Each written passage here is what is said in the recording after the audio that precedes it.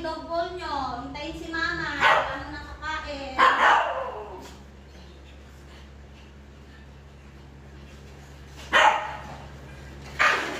O, huwag kayo magkawan. Bawal ka na. O, kung muna kayo dyan, maglalagay muna si mama ha. Bago kakain na. Very good yung mga babies ni mama eh. Cloud, stop yan. O, very good ha. Hindi talaga sila kumukuha kasi naghihintay sila. Lahat po sila marunong talaga makinig kay mama. Kasi, tinuturuan na ni mama. Opo, para maging good listener. Dipis, hindi mo nakakain ha. Maglalagay muna si mama ng food sa dog bowl nyo.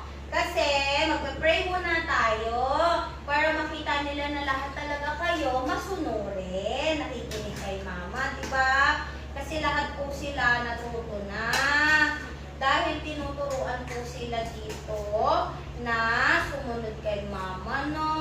Very good yung mga babies na yan eh. Kung ano yung nakikita nila, yun na din yung ginagawa nila. Kaya lahat sila mababait na.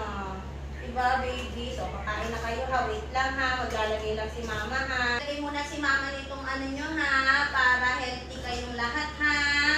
Wala mo nang kukuha. O, diba? Wala talagang kumukuha yan. Kasi nga, mababait talaga sila. Train po sila. Na bago kumain, maghihintay kay mama. O, sige. Magpa-pray muna daw tayo ha. Bago tayo kakain ha. Sila lang daw mag-lead ng prayer. O, Lalan? Okay? O, tingin na lahat kay mama para magpa-pray na tayo. Papa God, maraming salamat po sa blessing ng mga batuta. Maraming salamat po dahil hindi niyo po kami pinapabayaan. Maraming salamat po sa araw-araw na healthy po ang mga batuta na ito.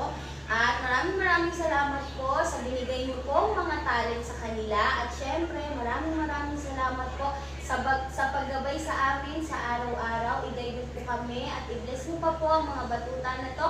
In Jesus' name, Amen. Okay mga babies, pwede nang kumain. O, dito na, bibigyan na ni mama isa-isa ha. Good job. Hindi mo pa agaw-agaw ha. O, dito. Very good babies. O, ito.